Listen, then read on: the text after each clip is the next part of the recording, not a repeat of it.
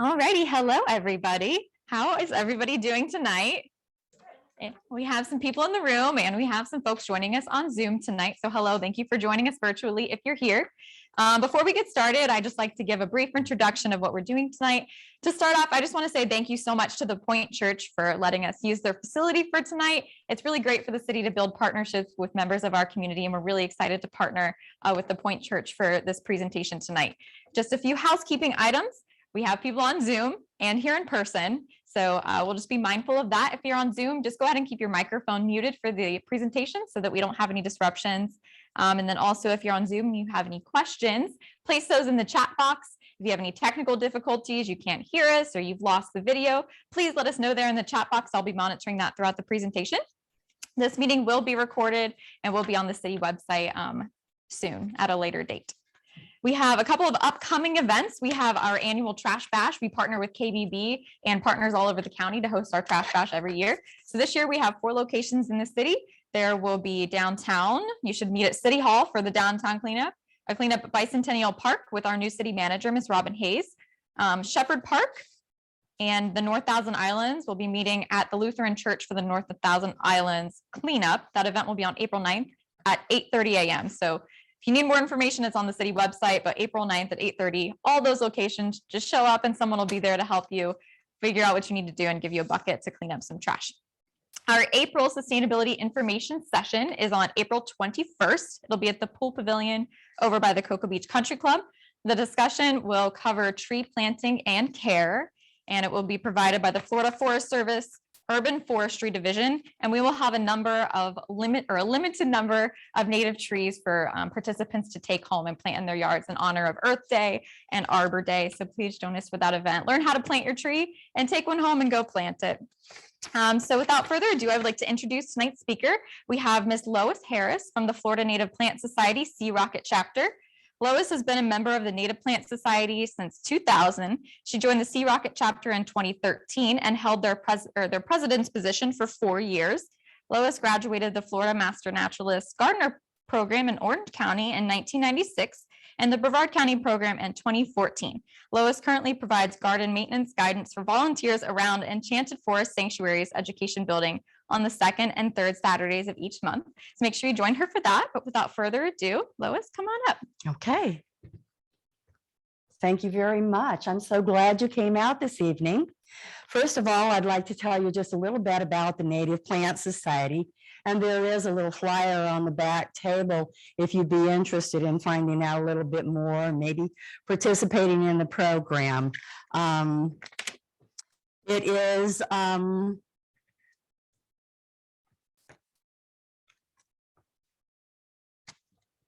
there are a lot of benefits that come along with it. One of the main benefits is getting to know other people that might have like-minded interests in native plants. So please check out the flyer on the back. And there are some other flyers and there are some seeds that are available in the back as well. So please help yourself to a packet of seeds and take them home. So we're going to be talking about enhancing home landscapes with Florida native plants this evening. And if we'll just go to the next frame. So the question is, what is a native plant? Basically, a native plant is something that refers to plant material that may have been here, that was here before human intervention. More specifically, it includes those species which are indigenous and endemic to our location. And we have a lot of those things that are endemic that are only found here in Florida. So, okay, go to the next one. Why use native plants? Well, number one, economically, these plants have survived here for a long time. So we didn't have irrigation here when they were here. So they can survive on what Mother Nature provides them. They don't have to have fertilizer. Mother Nature will provide that too, and just the foliage and things that fall to the ground and decay.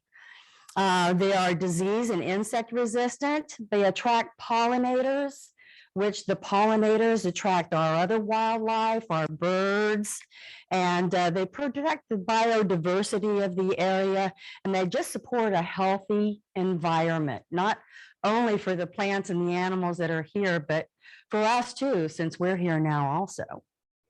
Okay. Let's talk about the economical advantages of native plants. They require little or no supplemental water. So we know water is a high commodity here. You know, we want to try and save our water as much as possible. So once these plants have become established, they will just sustain, they'll be sustained by Mother Nature, and we don't have to run our irrigation. They don't need fertilizer, as we had mentioned earlier. Native plants are self-propagating too. So as those seeds in the back of the room that you'll be able to take home with you this evening, if you so choose, Mother Nature is very generous with her seeds. So, okay. Disease and insect resistance. You know, when you have a healthy plant growing out there in our community and everything, and it's healthy, it is less likely to attract some kind of a disease or an insect problem.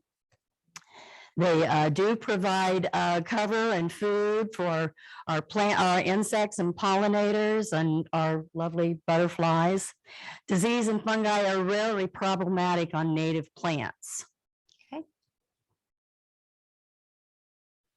Common pests like aphids, caterpillars. Of course, you want to, you know, tolerate those caterpillars because they're probably your next butterflies that are going to be flitting around in the area. Other pests that people might consider pests are bees, beetles, lacewings, grasshoppers, slugs, things, various different things like that, and thrips. As far as aphids are concerned, you know, there are a lot of predators out there that will take care of a lot of these supposed pests that, you know, if you just take a look around and find out that there might be a little ladybug or a ladybug lion eating those aphids. So keep in mind of that too. So even though you might see a pest, Mother Nature might be taking care of that pest for you with somebody else that is out there in the garden.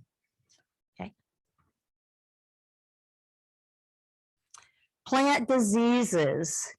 They rarely attract native plants. There is a little item called integrated pest management. And if you want to know more about this, you can go to the University of Florida IFAS website and look up integrated pest management. For here this evening, integrated pest management is going to involve you walking around your garden and finding what is out there. You know, maybe there's just one plant that might be affected with some kind of an issue. And that plant is the only plant that you really need to treat. And insecticidal soap or insecticidal horticultural oil will probably meet any requirements that you need to meet in your garden area as far as pest management and plant diseases. Pollinators. Some of the native plants and the pollinators have grown up together. They have developed together over a period of time. So hardly ever will you see a pollinator on a piece of plant material that was brought here from someplace else, because they just don't typically support our native pollinators. Does anybody know what our Florida state butterfly is? Well, this is the zebra swallowtail, but if you, the zebra longwing, which is black with yellow stripes, she has very long wings. That's our state butterfly. And she's not a real strong flyer, but you'll see her flying a little bit more in the shade than you will in the bright sunshine. Not that she's shy or anything, but okay. Benefits for wildlife.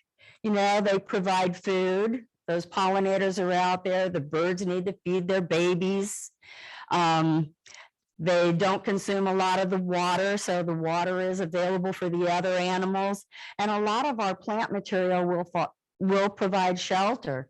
Let's say you have a beautiful sable palm and you let those palms grow and hang down. When instead of trimming them, you might find that there'll be bats that will live in that area right there in your yard.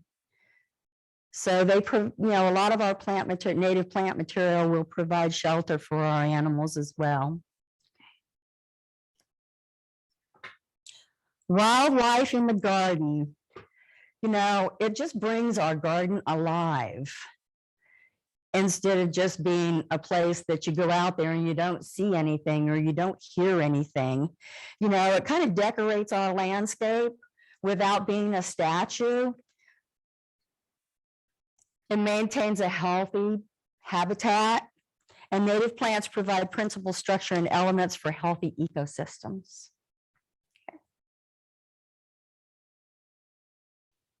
Adaptability. This is the same plant, believe it or not. Of course, here in February, it's become dormant. Maybe it got a little frostbite or something like that.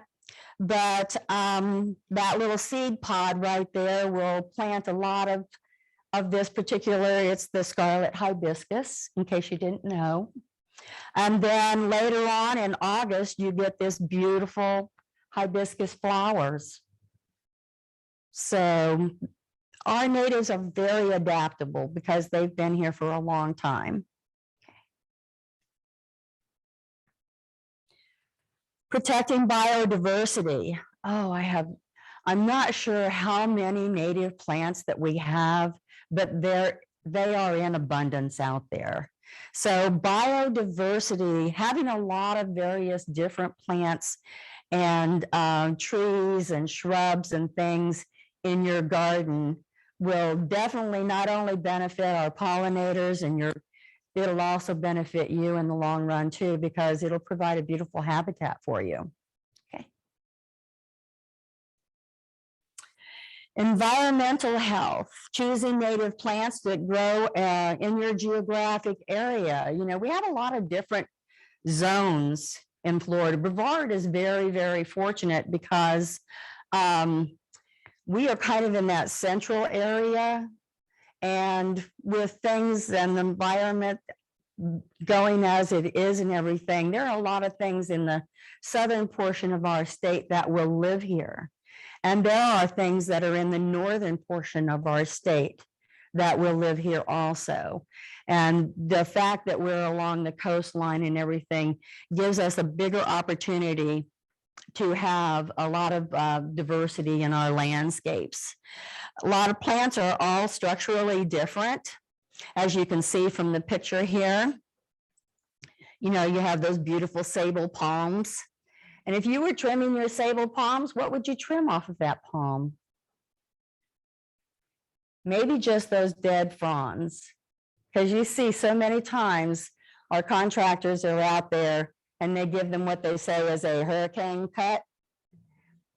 These palms were surviving hurricanes long before we got here. So you don't really need to give them a hurricane cut. And the more of those green fronds that you take off, the less that plant has to photosynthesize its food to feed it. So keep that in mind when those guys come around and say, can we trim your palms? Okay, so making a brush pile is always a good idea also, because we have things that will live in there if your property is large enough to accommodate that. And don't rake those leaves. Those of you that have oak trees in your yard, Mother Nature's giving you free mulch. Take advantage of it.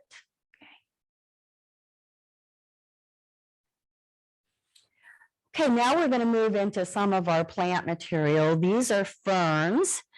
This is a cinnamon fern. Cinnamon ferns will live at the edge of ponds. They will live right into the water. if they're in a sunny spot in the water with where they would like to be. In the early springtime, you might even see a hummingbird hanging around this little guy, collecting some of the parts for her nest.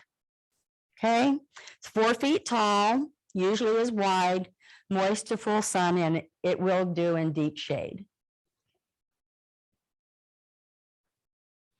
This is bracken fern. Now, bracken fern is used a lot in the florist industry. You know, you get a bouquet of flowers and you might find some bracken fern in with your flowers. It's about 1 to 2 feet tall and adapts well to a various sites. It'll grow in full sun and in full shade, and it will grow in sandy soil. So this is a Virginia chain fern. It's a creeping fern, 2 to 3 feet tall, moist sites in deep to light shade. So you won't find them growing typically in this bright sunshine.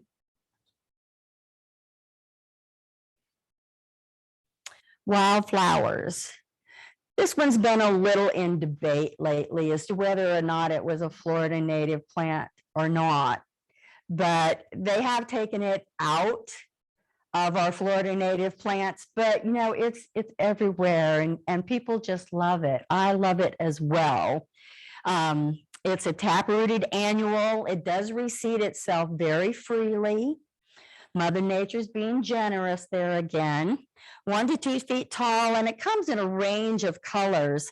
This is the primary color that you see, and you probably see these in the ditches and alongside the roads and in people's gardens, but they're just, they adapt to a wide variety of sites.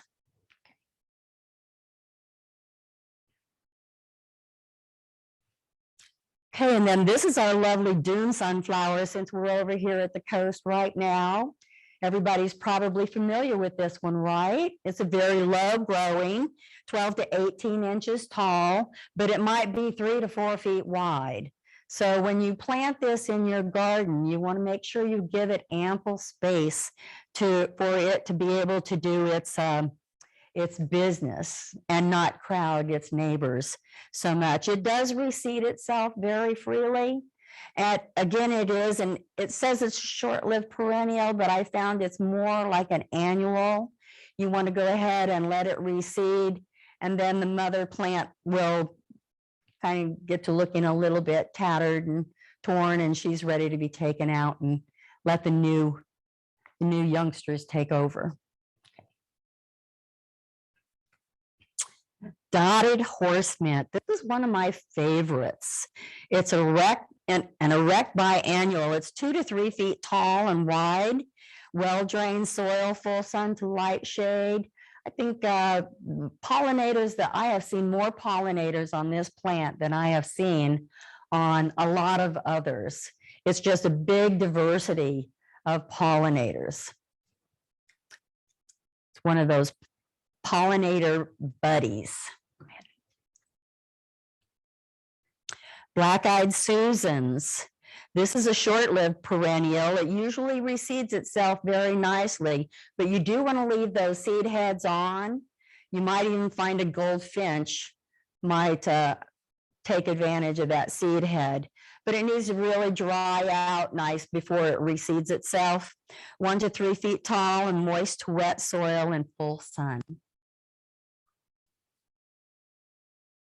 Sunshine mimosa. Anybody have this one? It's a lovely little plant. It's a ground cover. It could be used as a turf alternative. It's 6 to 9 inches tall and it spreads out. It has a little vining habit, and everywhere there's a little leaf node, it can put down a root and then put off more of the vines. So it's very adaptable. It's dry to moist soil. A lot of people use it in dry soil more so, but sunshine mimosa in its name is an indicator that it will require full sun. If it goes into the shade, it must do it on its own. Don't try and force it there. Florida green eyes. This is a lovely little plant. It's rosette forming down at the base, 12 to 18 inches tall, dry, sandy, and rocky soils in full sun.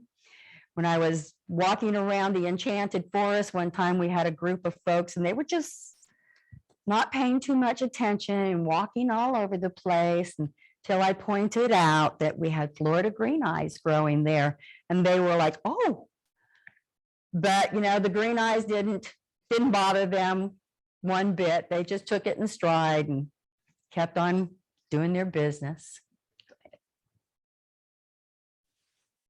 Gopher apple. This is a pretty deep rooted guy here. It's a nice woody ground cover. It's 9 to 16 inches tall. 9 inches is about where I've seen it. I haven't seen it much above that. Covers a large area with age. It's deep, sandy soil and full sun. And the gopher tortoise eats the fruit off of this particular plant. Go ahead. Deer's tongue. This is a single stemmed. You can also, there are other varieties of a liatris that have this same similar habit and color. This one is single stemmed, 2 to 3 feet, dry to moist soil in full sun, and most of the liatrices do like full sun. This is yellow top. Yellow top is an erect to sprawling perennial. If you want to keep this guy a little bit shorter, he does get probably 3 to 4 feet tall, other than 2 feet tall. But if you'd like to keep him a little more compact, because when he gets a little taller, he has a tendency to just sprawl out all over everywhere. So if you give him a little trim back earlier before he starts to bloom, he'll be a little more compact for you. But the pollinators do love, and the butterflies like that nice flat top of flowers to rest on when they're nectaring. It's a dry to moist soil and in full sun.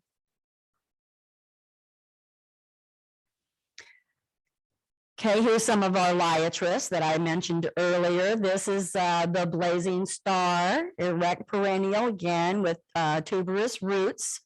So it does persist year after year. It's 1 to 3 feet tall, probably more in the 3 foot range than the 1 foot range. It's well-drained soil and full sun. So if you have that nice sandy soil in your yard, don't we all? This would be a good guy to put out there for you.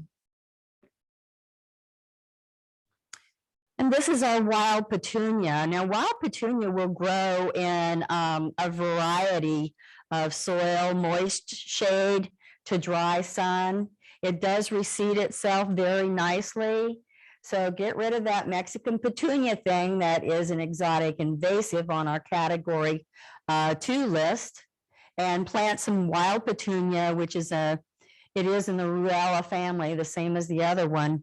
But this guy's a little shorter and he will reseed and fill the area for you and give you a lot of nice color, that purple color. Seaside goldenrod. Seaside goldenrod is a really stout, rigid. Now, if you let it grow to its 3 to 4 foot tall, full flower situation, it will be like a range of flowers all over the place. They'll be in everybody's business. But if you like to chop it, cut it back a little bit when it starts filling out, then it'll go ahead and put on a lot more blossoms for you and be a little bit shorter so that it won't be spread out everywhere.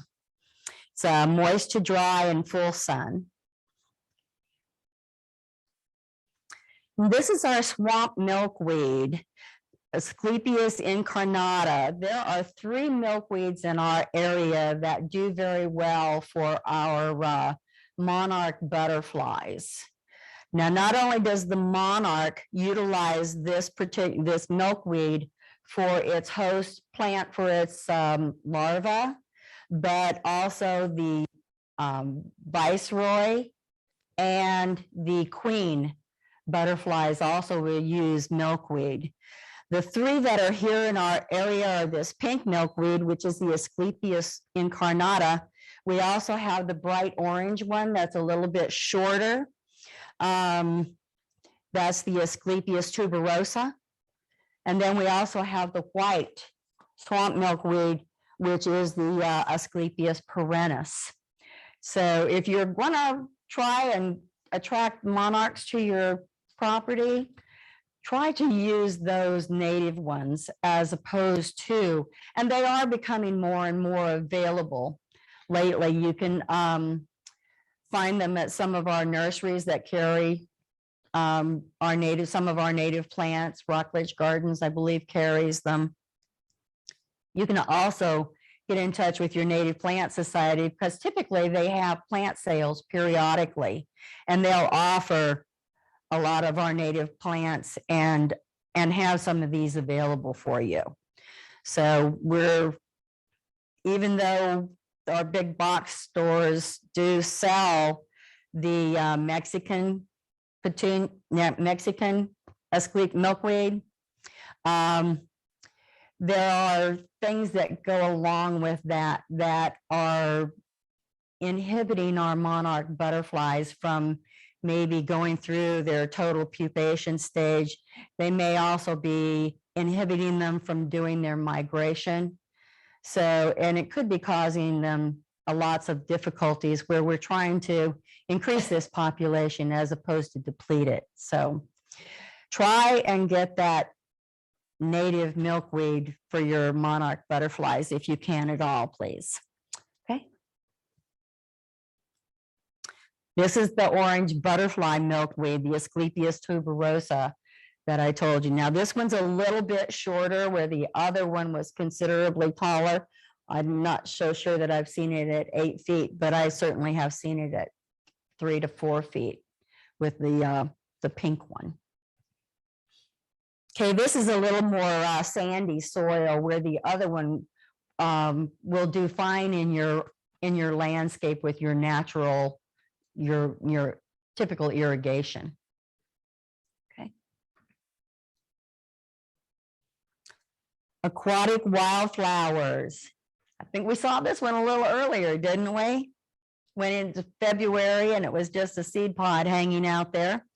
This is our scarlet hibiscus. It's a large, stout, erect perennial, 6 to 8 feet. And that's a good height for them, that 5 to 8 feet. Typically, you'll see it in flood-prone areas. You see it along in ditches where water stands and things like that. But it will do just fine in your garden as well with regular irrigation. Okay. This is lizard's tail. The Enchanted Forest Sanctuary has this growing in their pond, and it has it growing also at the very entrance of their of the sanctuary when you're coming in, where it's a little bit moist area. So it gets 1 to 3 feet tall, stands in shallow water, full sun, or it'll do partial shade if it's just a moist soil situation. Okay, and that flower is probably in the neighborhood of about 4 or 5 inches long. Okay.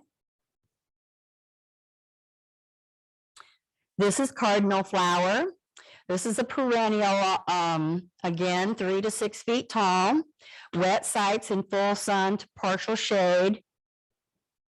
And it's probably one of those that the hummingbird really likes. So might want to keep that in mind when you're getting ready to work with your garden. Now this is scorpion's tail, and just like the lizard's tail a little bit earlier, this is more of a shrub. And that little flower is probably only about 2 inches long, but the pollinators do love it. It's a little bit on the sprawling side, 1 to 3 feet tall, and just as wide, maybe a little bit wider than that. It likes the dry, sandy, or rocky soils area in its full sun, but it will take a certain amount of shade. This is blue curls. This is one of my favorite. It says it's a perennial shrub and it may carry over from year to year. Probably no more than maybe 2 years. But a lot of them do act as annuals and they do reseed themselves very freely. And there are some of them back on the tape, back on the chairs, I believe. So if you want to have some of these in your yard, they are beautiful.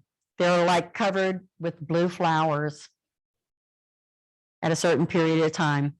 So it's well-drained, sandy soil and in full sun. This is our beauty berry. A lot of these are typically used in the flower business also. You know, if you get a floral arrangement, you may not have any leaves on it, but those purple berries, they'll use them, the florist will. It's a perennial shrub, 4 to 6 feet tall. It might even get a little bit taller than that. It does lose its leaves in the winter time. So, and then it reveals these purple berries. There's also a white variety, but it's a little less common. This is one of the plants that the robins or the birds that are going back up north make their stop at on their way back up north. Variable as far as you know, a planting site is concerned. It can take dry sites in full sun to partial shade. It'll do just perfectly fine with your normal irrigation if you use your irrigation. And it'll do perfectly fine if you don't.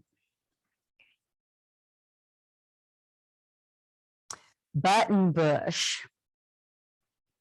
This is a perennial shrub, 10 feet tall. You might want to even make it a small tree. To 8 feet wide, rounded, has these lovely little ball flowers on them. Moist sites in full sun to light shade. It does like a little bit more moisture than most of it. So the Enchanted Forest has this and it's growing next to their pond. Okay. This is firebush. Now probably we see this one quite a bit out there around in people's landscapes and maybe even in some commercial landscapes. It's a perennial shrub, 4 to 8 feet tall. I'd say it could probably maybe even get 10 feet tall and just as wide. It's variable, moist to dry sites, full sun to part shade. The more sun it gets, the more color you're going to have in the foliage, the more blooms you're going to have on the plant. And the thicker, more dense the foliage is going to be also. This is another one that our hummingbirds are really going to like if you have this in your yard. You can trim it to keep it shorter, but don't work yourself. Let it be its thing, enjoy it, and sip a margarita on the patio while you enjoy it. Okay, Christmas berry. Christmas berry. This is a shrub that grows along our salt. It is very salt tolerant. It's a perennial shrub, 3 to 8 feet tall. I haven't quite seen it at that 8-foot level, but it does spread out quite a bit. Open sunny salts and salty or brackish conditions. So if you live over here on the coast or, you know, you're close to the water and, you know, it'll take that salt spray and still do you a good job and have these lovely berries for our mammals and things out there. This is wild coffee. This is another one that's used quite frequently. Now I know it does have coffee in its name. It does not have caffeine. So if you're looking for the caffeine, you can use this as a substitute from what I've been told, but the taste is not going to be exactly what you're looking for, maybe. And if you're looking for that caffeine, that's certainly not there. It's 6 to 9 feet tall and about half as wide.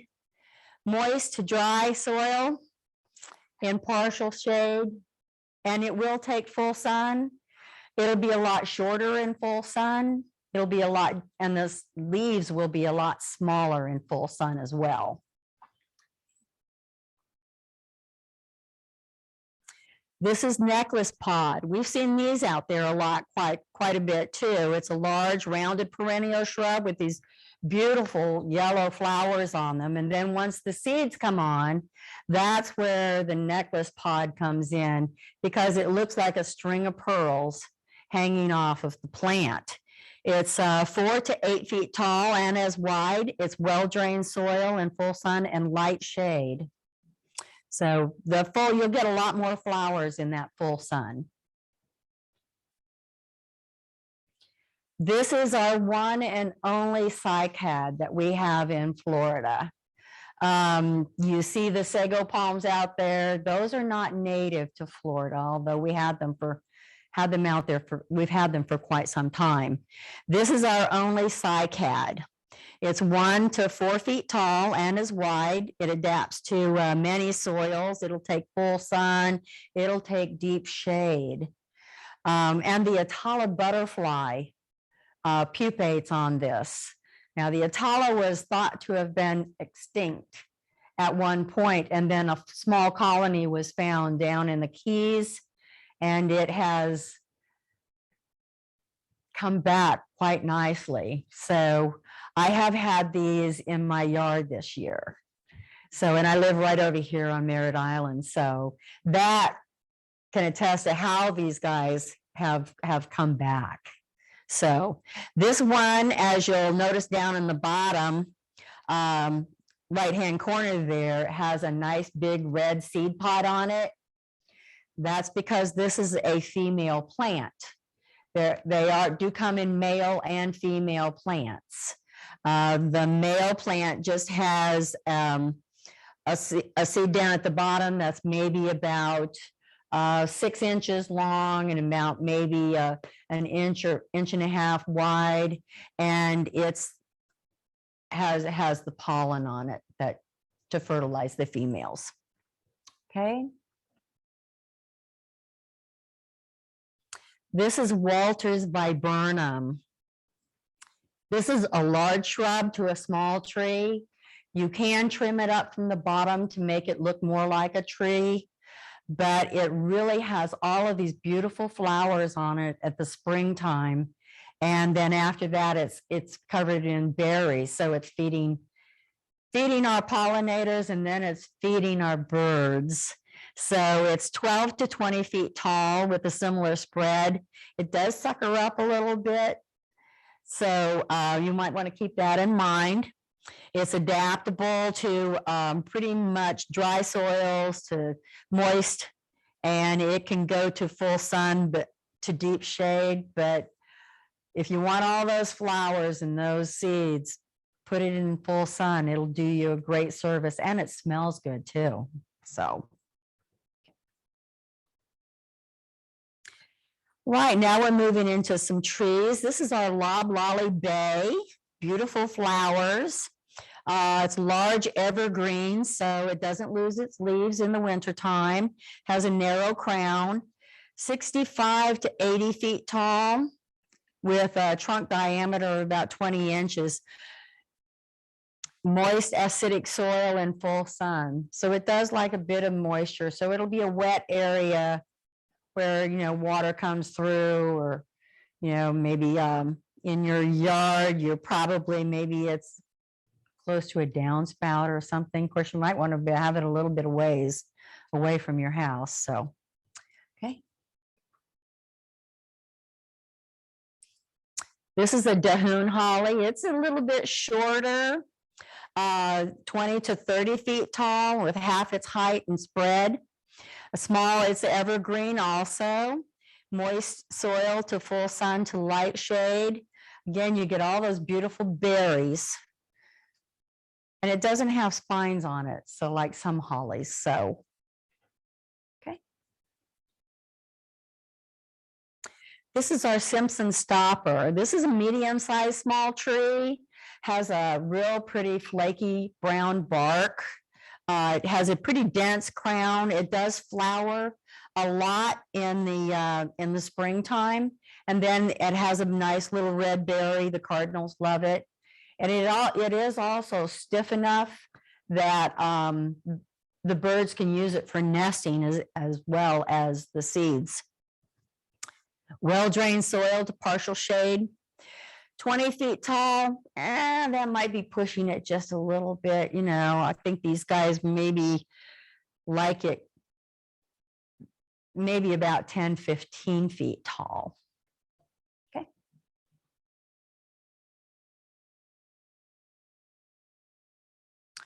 This is our Hercules club.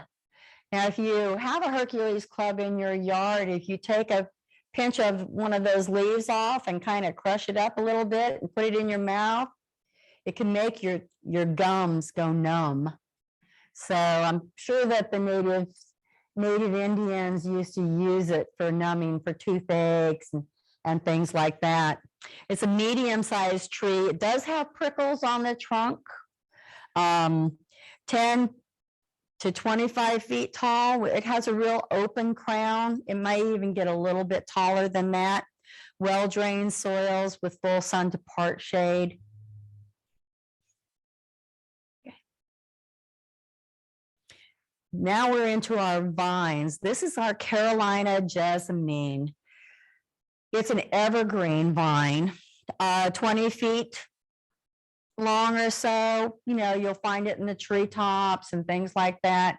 If you put it on a trellis, it's one of the vines that earliest, in flower comes into flower. And even though it's yellow, when the hummingbirds are starting to return, this is one of the first flowers that it will go to.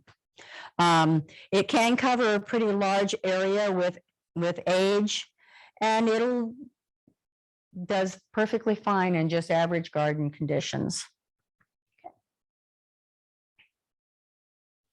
This is our coral honeysuckle. This is a little bit heavier. The other Carolina jasmine was a little bit lighter, so you don't need quite as heavy of the trellis if you're going to put it on a trellis. This one is a little bit more woody and carries a little bit more weight with it. And the flowers persist for a much longer time. They will persist all the way through our summer and into our fall, and maybe even into some of our winter.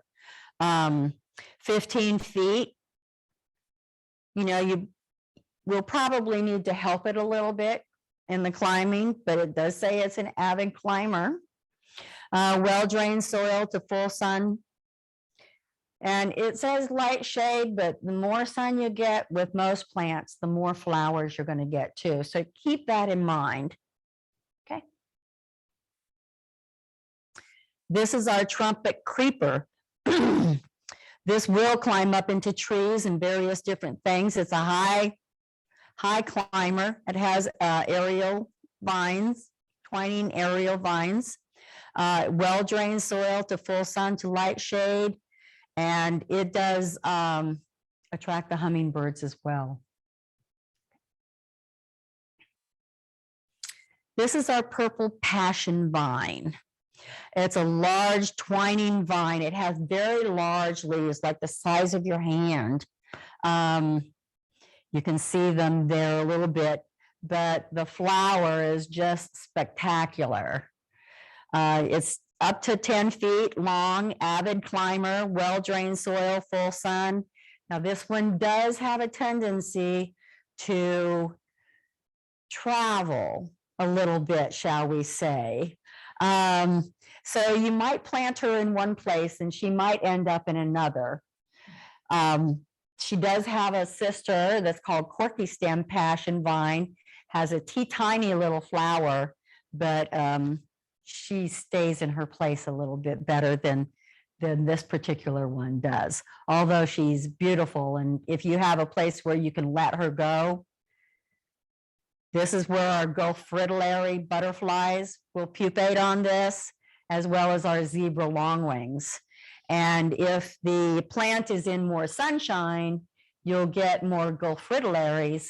And if the plant is in more shade, you'll get more of the zebra longwings that will pupate on it. Now we're moving into some of our grasses. We probably see the mullies. I think the county uses them quite a bit in medians and places like that where it's, the soil is kind of dry and well drained. And then in the wintertime, you see these beautiful purple haze backlit by the sun. They're absolutely stunning. It's a pretty robust clump forming grass. Now, I know that our county does trim them back and make them little bitty short guys, but you don't really have to do that if you don't want to, because they will put on new growth perfectly fine without that being done to them. So they're 2 to 4 feet tall and about similar width.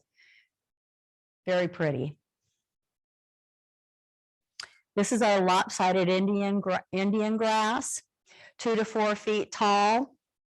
The spikes will go 4 to 6 feet tall. Moist sites in full sun, and it's a nice clumping grass as well. And you can see why they call it lopsided Indian grass, because all your seeds and everything are typically on one side. Okay, here are some ideas. Just to give you an idea for layering and bordering and things like that. You know, it's kind of like cottage gardening designs.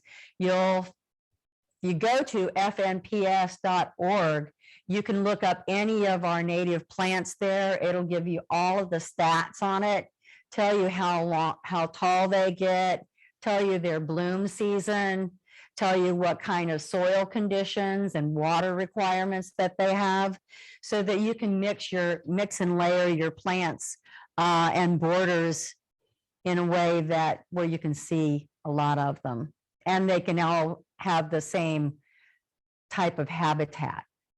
So, okay. These are water gardens. This is a picture of the enchanted forest, and their pond is right here in front, down here in the corner.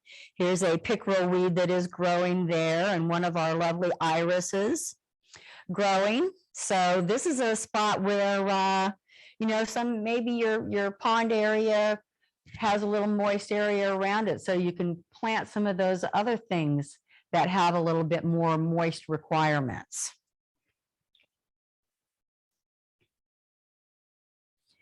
Paths and walkways. Again, this is at the Enchanted Forest Sanctuary. So it's nice to be able to walk through your garden and smell the flowers and see the pollinators and just who all has been there. Maybe you might see a footprint of a bunny or somebody, maybe an armadillo that's been through, or a possum or a raccoon, or we might see some other things too. Go ahead. So just create interest with your garden. Make yourself happy. You know, it looks like we have a little trellis off to the side, so you can walk through a trellis. There's a pond in the background there. This site is along the river. So, you know, it's we all have our own thoughts and ideas about what creates interest for us.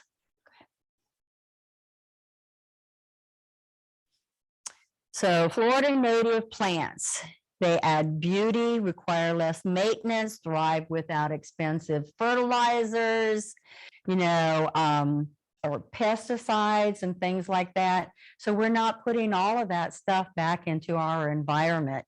So not only do they protect us, you know, they protect our animals, they protect our pollinators, and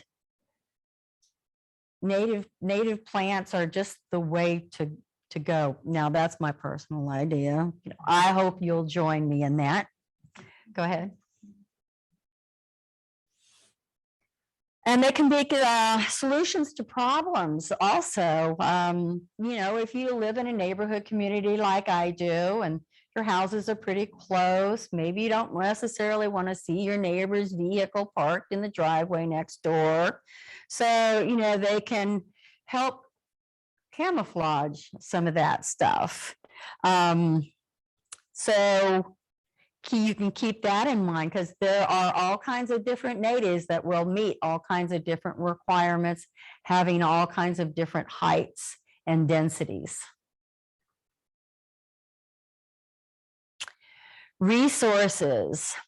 Now, these are some of the books and things that you might be able to find out there. Bringing Nature Home, that's Doug Tallamy, Garden's Guide to Florida Native Plants. I think I probably have the majority of all of these, if not all of these, in my personal plant library at home. But I'm always looking up things.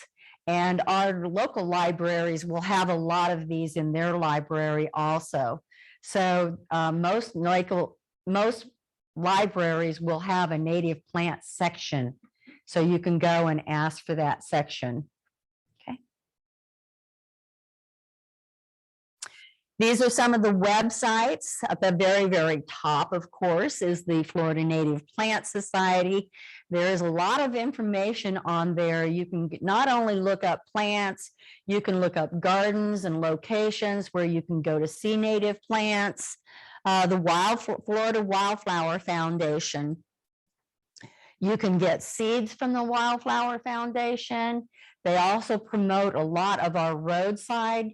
You can take drives through the state and see various different wildflowers at different times.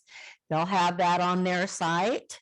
The University of South Florida Herbarium, Plants and Plant Life of Florida, University of Florida, that's IFAS education. And so there are lots of places that you can go to find out about native plants. And if you just put in native plants into Google, some of these may pop up for you just automatically. Probably certainly the Florida Native Plant Society. All right, well, these are some of the local services where you can find plants. The Sea Rocket chapter does have plant sales. March, April, and May, they have a plant sale at the Enchanted Forest, as well as September and October. Maple Street Natives is right down here in Melbourne. They are open on Saturdays and Sundays. No, Fridays and Saturdays, sorry. Native Butterfly Flowers in West Melbourne. Change of Greenery. Change of Greenery is more maintenance services. So if you have natives in your yard and you need a little bit of help and guidance, those would be some people that you could contact.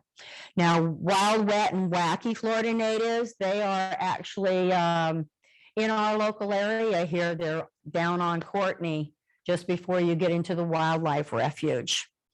And then, of course, the FAN, the Florida Association of Native Nurseries, you would look them up on the internet and you would be able to find all kinds of resources for them.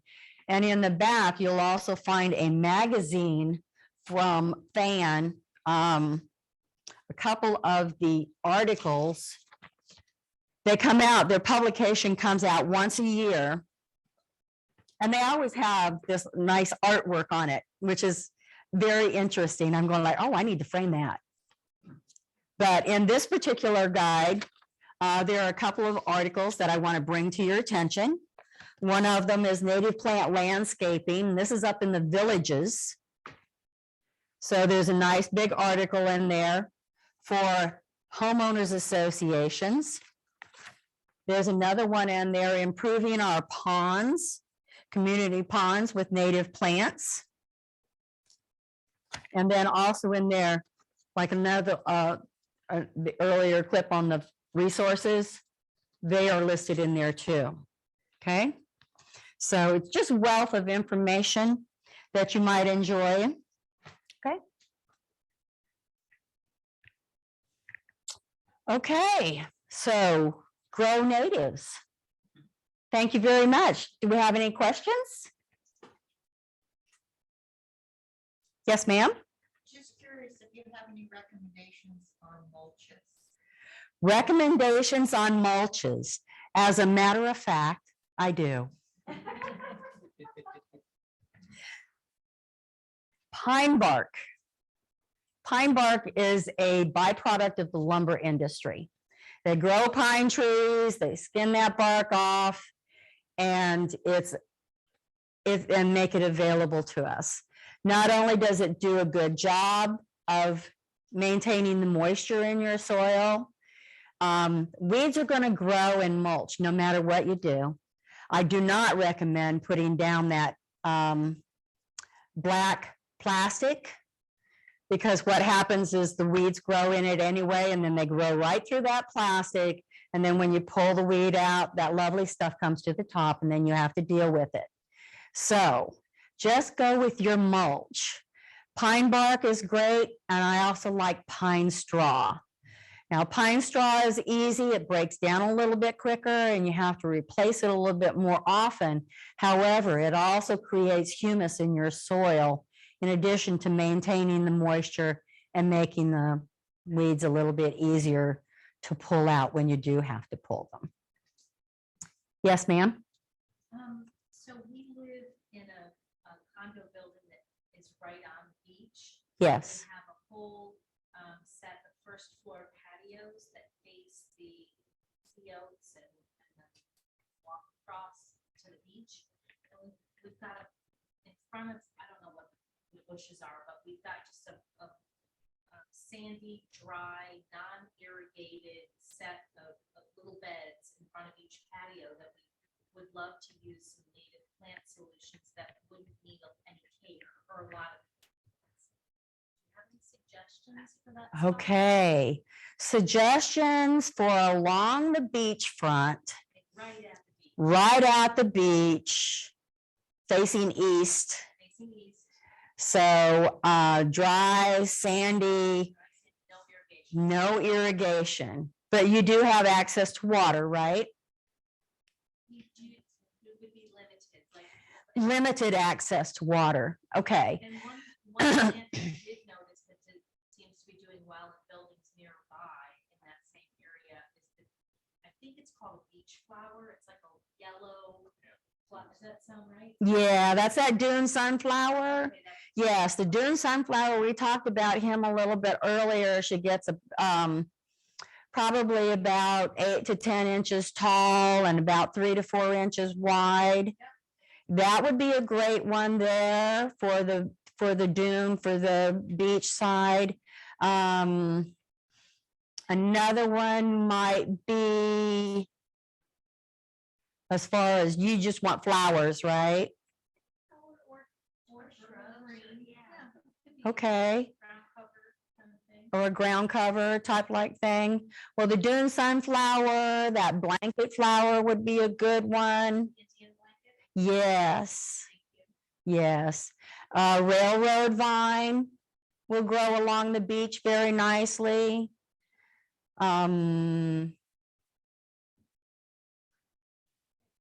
Well, there's 3 for you. Super helpful, thank you. Okay.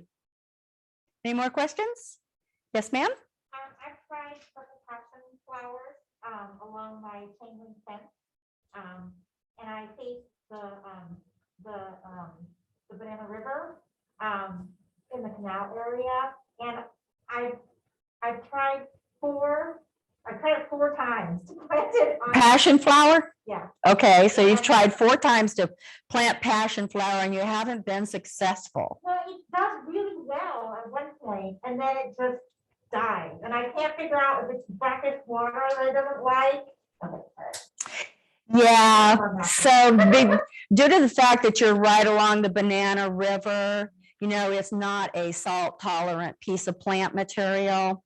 So that's probably why you're having a hard time growing your passion flower. It's beautiful. I know you want it, but you know, sorry you don't have the right spot for it. Anyone else?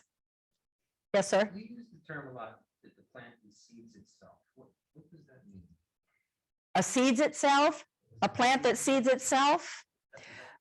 Yes, yes, and that dune sunflower and that blanket flower, both of those seed themselves very well. So that means they just continue to grow. Yes, they kind of act like a perennial, although they're an annual. The plant grows, it seeds itself, and then once it seeds itself, the plant itself dies, and then the seeds grow up the next season. Okay, and perennial just stays alive.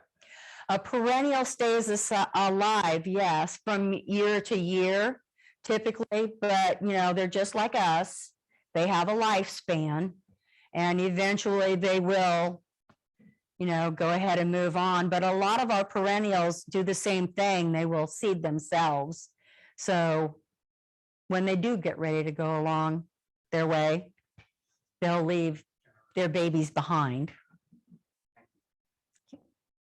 One more, will we get to see this presentation somewhere, or is it just? We're recording it and we'll have it posted on the city website. And since you're requesting it, we'll put it up first. Yeah. Thank you. Sir? Yeah, I've got some cookies that I've got the Bar Discovery Garden, but planted them a few weeks ago. I'm seeing some of the leaves are turning yellow. Is there anything that I'm doing wrong or? And these are crotons? No, this is a kundu. A kunte. Okay, so your kunte is kind of having a little bit, are they just turning yellow or something? Yeah, they just seem to be turning, a couple of them that had spots, but that most of them were having, few fronds that are turning yellow. Okay. They were little ones, they were just only gallon plants. Yeah. Well, the kunte does have a tuber. Yep. So if they do go ahead and lose their foliage for whatever reason it might be, have you looked underneath the leaves? They don't, well, I'm sure they wouldn't sell them if they had any problems with them. Yes. That the kunte can lose its leaves, and it will go ahead and put on brand new leaves. They do typically put on leaves one year. If they're mature enough, they'll seed one year and they'll put on new foliage the next year. So. I had some that were removed by a contractor, unfortunately. I got transplanted, these and it doesn't work. But in any case, yeah, so I got some of these. Yeah. Discovery Garden, so. Right. Since you are planting them, they're plant, even natives are just like anything else. When they've been grown in a small container, their roots are really limited. So when you put them into your garden, you do need to subsidize them with some water for a period of time until they do get settled in and start growing on their own. Once they start growing on their own, then Mother Nature can go ahead and take care of them for you. So you make sure and take care of that little baby. I'm sure he'll do you a good job in the future. Thank you. Thank you. That's it. Nobody online has any questions. So thank you all so much for attending. The next one is on, I believe it's April 21st. Will be tree planting and care at the Pool Pavilion by the Country Club. So come. Thank you so much. Remember, there are seed packets back here. Please take some. And there are descriptions on them too, so